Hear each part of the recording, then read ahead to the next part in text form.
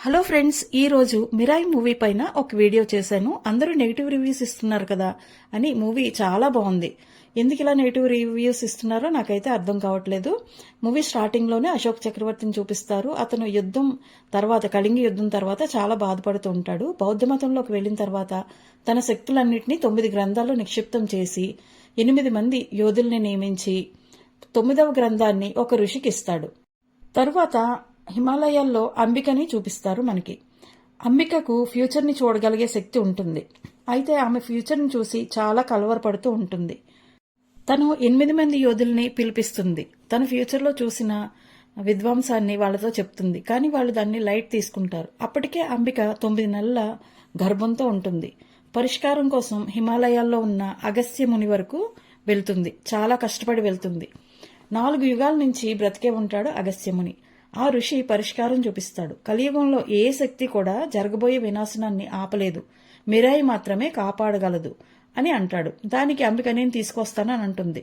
లేదు అంబిక, మిరాయిని సంపాదించడం అంత సులువు కాదు. నువ్వొక త్యాగం చెయ్యాలి. నీ కడుపులో పెరుగుతున్న బిడ్డను నువ్వు పెంచకుండా వదిలేయాలి. అప్పుడే తనకి బయట ప్రపంచం తెలుస్తుంది. నీ కొడుకు పెరిగే పరిస్థితులే ఒక గొప్ప యోధుడిలా మారుస్తాయి అని చెప్తాడు. దానికి అంబిక చాలా బాధపడుతుంది. నా బిడ్డనే మీరెందుకు ఎంచుకున్నారు అని అడుగుతుంది. తరువాత ఆ బిడ్డను కాశీలోని శివలింగం ముందు పెట్టి వదిలేస్తుంది. తన దగ్గర ఉన్న 9వ గ్రంథాన్ని ఒక సీక్రెట్ ప్లేస్లో భద్రపరుస్తుంది. మానవ రూపంలో ఉన్న అసురుడు ఈ 9 గ్రంథాలను వశం చేసుకోవాలని ట్రై చేస్తూ ఉంటాడు. అతనే మహావీర్ లామా. అప్పటికే 6 గ్రంథాలని స్వంతం చేసుకుంటాడు. ఈలోగా మూవీ హీరోయిన్ విభాని చూపిస్తారు. ఈ అమ్మాయికి మనుషుల మైండ్ చదివే పవర్ ఉంటుంది. ఒక గురువు వచ్చి అంబికాకు పుట్టిన కొడుకును వేద అన్నమాట తన పేరు, వేదను తీసుకుని రావాలి అని చెప్తాడు. కాశీకి వెళ్లి ఒక పోలీస్ ఆఫీసర్ని కలుస్తుంది. అతని మైండ్ చదివి వేద కాశీని వదిలి కలకత్తా వెళ్లాడని తెలుసుకుంటుంది. వేద వెళ్లిన ప్రతి ప్లేస్కు తన వెంట వెళ్తుంది. అతని గురించి తెలుసుకుంటుంది. చివరిగా వేద హైదరాబాద్కు చేరుకుంటాడు. వేద వస్తువులకు డూప్లికేట్లు తయారు చేసి వాటిని అమ్ముతూ ఉంటాడు. అలాగే ఒక గంజాయి దగ్గర గంజాయి కొని డూప్లికేట్ చేసి వాళ్ళకి అమ్ముతాడు. దాంతో ఆ రౌడీలకు కోపం వచ్చి వేదను బంధిస్తారు. వేద రౌడీస్తో ఫైట్ చేసి పోలీసులకు దొరికిపోతాడు. పోలీసులు లాకప్లో పడేస్తారు. పోలీస్ మైండ్ కంట్రోల్ చేసి వేదాను విడిపిస్తుంది విభా. ఇన్స్పెక్టర్కు ఏం జరుగుతుందో అర్థం కాదు. దాంతో వీళ్లను ఫాలో చేస్తాడు. వేద మైండ్ను చదవాలని ఎంత ట్రై చేసినా సరే చదవలేకపోతుంది విభా. కానీ తనతో 9వ గ్రంథం కాపాడాలి, తనతో రమ్మని చెప్తుంది. దీనికి ఆమె ప్రవర్తన వింతగా అనిపించి, ఓ అమ్మాయి ఏంటి నా వెనకాలే పడుతున్నావెందుకు అని అడుగుతాడు. విభా వేదను ఎలాగైనా హిమాలయాలకు తీసుకువెళ్లాలని ట్రై చేస్తూ ఉంటుంది. జరిగిన విషయాన్ని పావురం ద్వారా గురువుగారికి తెలియజేస్తుంది. వేదను ఎలాగైనా తీసుకువెళ్లాలనే ఉద్దేశంతో అక్కడే ఉంటుంది. నెక్స్ట్ సీన్లో మహావీర్ లామాని చూపిస్తారు. 7వ గ్రంథాన్ని సొంతం చేసుకోవడానికి వెళ్లిన వాడు అందరినీ, అక్కడ ఉన్న యోధులందరినీ చంపేసి 7వ గ్రంథాన్ని సొంతం చేసుకుంటాడు తన మంత్రశక్తితో. మళ్ళా వేదాపై కొందరు రౌడీలు అటాక్ చేస్తారు. మళ్లీ విభా తనని సేవ్ చేసి వెళ్లిపోతుంది. మెల్లమెల్లగా వేద విభాను లవ్ చేయడం స్టార్ట్ చేస్తాడు. విభా 9 గ్రంథాల గురించి, కానీ అశోకుడేంటి, ఈ గ్రంథాలేంటి అని అడుగుతాడు. అడిగి విభాను ప్రపోజ్ చేస్తాడు. కానీ తను అవేమీ పట్టించుకునే పరిస్థితిలో ఉండదు. నెక్స్ట్ మనకి మహావీర్ లామాకి హెల్ప్ చేసే ఒక అమ్మాయిని చూపిస్తారు. లామా ఆమెను ఒక సీక్రెట్ ఏజెంట్లా టిబెట్ పంపిస్తాడు. ఆమె 10 సంవత్సరాలు కష్టపడి అంబికా గురించి, ఆ 9 గ్రంథాల గురించి తెలుసుకుంటుంది. వేదాన్ని ఎలాగైనా కన్విన్స్ చేయాలని విభా తన గురించి తనకే తెలియని విషయాలను చెప్తుంది. గంజాయిలో కొత్తిమీర పెట్టి అమ్మావు, స్టూడెంట్స్ని కాపాడావు అని అంటుంది. నేను ఒక దొంగను అని చెప్పి ఒక రిచ్ కార్ కొట్టేసి విభాను తీసుకెళ్తాడు. ఈలోగా డిక్కీలోంచి శబ్దాలు వినిపిస్తాయి. ఓపెన్ చేసి చూస్తే 2 చిన్న పిల్లలు ఉంటారు. ఒక వ్యక్తి కిడ్నాప్ చేసి తీసుకువెళ్తుంటే ఆ కారును కొట్టేసి వాళ్ళని కాపాడాడని అనుకుంటాడు తను. ఇవన్నీ ఆలోచిస్తూ ఆకాశంలోకి చూస్తూ పడుకుంటాడు. ఆకాశంలో ఒక బాణం గుర్తు కనబడుతుంది. విభా వేదాకి ఒక మంత్ర ముద్ర చెప్తుంది. ఆ మాంత్రిక ముద్ర వేస్తే నీ తల్లి కనబడుతుంది అని చెప్తుంది. వాళ్ళమ్మ ఆ మాంత్రిక ముద్ర వేయగానే తనకి కనిపిస్తుంది.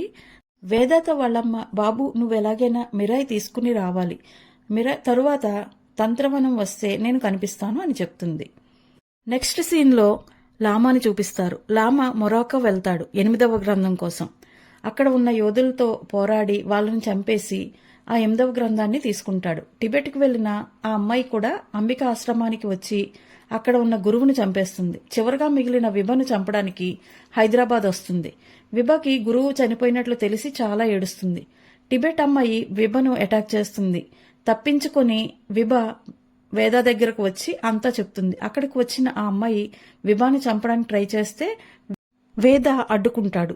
దాంతో ఆ టిబెట్ అమ్మాయి వేదాన్ని బాగా కొడుతుంది. ఈ కొట్టడం చూసిన విభ నేను 9వ గ్రంథం గురించి చెప్పడానికి ఒప్పుకుంటాను అంటూ ఆ అమ్మాయితో కలిసి వెళ్ళిపోతుంది. వేద మళ్ళీ మంత్రముద్ర వేసి వాళ్ళ అమ్మ చెప్పినది గుర్తు చేసుకుంటాడు. తన మిరాయిని చేరుకునే సింబల్ గురించి చెప్తుంది వాళ్ళమ్మ. ఋషి అంబిక గర్భంలో ఉన్న మిరాయిపై ఆ ముద్రను వేస్తాడు. టైం వచ్చినప్పుడు ఆ ముద్ర బయటపడుతుందని తను చెప్తాడనమాట. వేదాకు గుండెలపై ఆ సింబల్ కనబడుతుంది. దానిపై చాలాసేపు రీసెర్చ్ చేసిన తర్వాత ఆ సింబల్ కాదది మ్యాప్ అని తెలుసుకుని హిమాలయానికి చేరుకున్న ఏమీ కనిపించదు. అనుకోకుండా ఒక బిలంలో అంటే ఒక హోల్లో పడిపోతాడు. అక్కడే మిరాయి కనబడుతుంది తనకి. ఆతృతగా దాన్ని తీసుకోవడానికి ముందుకెళ్తాడు. అప్పుడే ఒక పక్షి వస్తుంది. వేద మీద అటాక్ చేస్తుంది. ఆ పక్షి ఆ మిరాయిని రక్షిస్తూ ఉంటుంది. వేదకు వాళ్ళమ్మ చెప్పిన విషయం గుర్తొచ్చి పక్షితో యుద్ధం చేయకుండా దాని నుదుటిపై తన చేయి పెడతాడు. తన లక్ష్యం ఏంటో ఆ పక్షికి అర్థమై వెంటనే మిరాయి తీసుకోమంటుంది. బయటికి వచ్చిన తర్వాత అక్కడున్న జనం షాక్ అయ్యి అందరూ దండం పెట్టడం స్టార్ట్ చేస్తారు. అగస్త్య ఋషి వచ్చి వేదకు వాళ్ళ అమ్మ గురించి చెప్పి మిరాయి ఎలా ఉపయోగించాలో చెప్తాడు. మంచికి మాత్రమే పనిచేస్తుంది మిరాయి. అది పనిచేయాలంటే నువ్వు సిద్ధక్షేత్రం వెళ్లాలని చెప్తాడు. ఇంకోవైపు విభాని హింసిస్తూ ఉంటారు. కానీ తనకి ఏం తెలియదని చెప్తుంది విభ. లామా వచ్చి తన గతం చెప్తాడు. తన చిన్నప్పుడు చాలా అన్యాయం జరిగిందని, మంచిగానే పెరిగానని, వాళ్ళ నాన్న 2వ పెళ్లి చేసుకోవడంతో వాళ్ళ అమ్మకు దెయ్యం పట్టిందని ఊరి వాళ్ళందరూ కొట్టడంతో వాళ్ళ అమ్మ చనిపోతుంది. వాళ్ళ ఊరి వాళ్ళు తిన కూడా దెయ్యం పుట్టిన కొడుకే కాబట్టి తినని కూడా కొట్టాలని చెప్పి బాగా కొడతారు. దాంతో ఊరి వాళ్ళ మీద తనకి కోపం వస్తుంది. ఎంత కోపం వచ్చినా ఊరి వాళ్ళకి హెల్ప్ చేయాలనుకుంటాడు. ఎక్కడో కొండలపై ఉన్న నీటిని ఊరికి తీసుకొస్తాడు. కానీ ఊరి వాళ్ళందరూ దేవుడికి దండం పెడుతూ ఉంటారు, పూజిస్తారు. దేవుడి దయ వల్లే నీళ్లు వచ్చాయని చెప్పి వాళ్ళు నమ్ముతారు. దాంతో మహావీర్ లామాకి కోపం వచ్చి దేవుని విగ్రహాన్ని పడేసి ఊరిని తగలబెట్టేస్తాడు. విభ వేద గురించి లామాకు చెప్పినా తను దాన్నేం పట్టించుకోడు. ఎవరు వచ్చినా నన్ను ఆపలేరు అంటాడు. అమృతం ఉన్న గ్రంథాన్ని సొంతం చేసుకుంటే దేవుడి కంటే గొప్పవాడవ్వాలని తన ఉద్దేశం అన్నమాట. వేద రాముడు మొదట ఆయుధం పట్టిన ప్లేస్కు వెళ్తాడు. అక్కడికి టిబెట్ అమ్మాయి వచ్చి విభాపై అటాక్ చేస్తుంటే వేద అడ్డుకుంటాడు. వేదతో కూడా ఫైట్ చేస్తుంది. అప్పుడు వేదాకి వాళ్ళ అమ్మ చెప్పింది గుర్తొస్తుంది. మా అమ్మ లక్ష్యమే నా లక్ష్యం అంటాడు. అప్పుడు మిరాయి శక్తులు వచ్చి దాంతో ఆ టిబెట్ అమ్మాయిని చంపేస్తాడు. విభా చావు బ్రతుకుల్లో ఉండగా మిరాయి తనకి తగులుతుంది. ఆమె గాయాలన్నీ పోతాయి. అంగమ్మ బలి దగ్గరకు వెళ్దామనుకుంటాడు వేద. కానీ అది చాలా కష్టం. మిరాయి సహాయంతో అక్కడికి వెళ్తాడు. తనని వెంటాడుతూ వచ్చిన పోలీసులను అంగమ్మ బలి తన పవర్స్తో ఆపుతాడు. లామా గురించి చెప్తాడు. ఊరిని తగలబెట్టిన తర్వాత లామాను పెంచి తంత్ర విద్యలన్నీ అంగమ్మ బలియే నేర్పుతాడు. తనకు ఒక కొడుకున్నా సరే వాళ్ళిద్దరికీ పోటీ పెట్టి ఎవరైతే గెలుస్తారో వాళ్లకే తన దగ్గర ఉన్న తంత్ర గ్రంథాన్ని రక్షించే బాధ్యత అప్పచెప్దామనుకుంటాడు. కానీ ఓడిపోతాడు లామా. దాంతో లామాకు చాలా కోపం వచ్చి అంగమబలి కొడుకుని ఆ ఊరి ప్రజలను చంపేద్దామనుకుని తన తంత్రశక్తి ద్వారా వాళ్ళకి కంకణాలు కడతారు. వాళ్ళంతా ట్రాన్స్లోకి వెళ్ళిపోతారు. ఇంకా చనిపోయే స్టేజ్లోకి వెళ్ళిపోతుండగా అంబిక అక్కడికి వచ్చి ఊరి వాళ్ళ ప్రాణాలను కాపాడడానికి తన ప్రాణం పణంగా పెట్టి ఆ కంకణాన్ని తీసుకుని దానితో మహామంత్రాన్ని జపించి తను కాలిపోతుంది. ఆ ఊరి వాళ్ళు అంబిక విగ్రహాన్ని పెట్టి పూజిస్తారు. వేద వాళ్ళ అమ్మ విగ్రహాన్ని దగ్గరికి వెళ్ళి, అమ్మ వాడు తీసుకెళ్లిన గ్రంథాలన్నీ తీసుకొస్తాను, వాటిని యథాస్థితిలో పెడతాను అని చెప్పి ప్రమాణం చేసి వెళ్తాడు. 9వ గ్రంథాన్ని వెతుకుతూ వెళ్తాడనమాట. చిన్నప్పటి నుంచి వేదాకి చుక్కలు హెల్ప్ చేస్తూ ఉంటాయి. అలాగే ఒక చుక్క దారి చూపుతుంది. తనకి ఒక గుహ కనిపిస్తుంది. లోపలికి వెళ్తే తనకి ఏం కనిపించదు. ఒక దేవత కనిపిస్తుంది. మా అమ్మ ఆశయం కోసం వచ్చాను, సహాయం చేయమని అడుగుతాడు. తను ఒక పోర్టల్ ఓపెన్ చేసి చూపిస్తుంది. అక్కడే ఉన్న 9వ గ్రంథం కనిపిస్తుంది.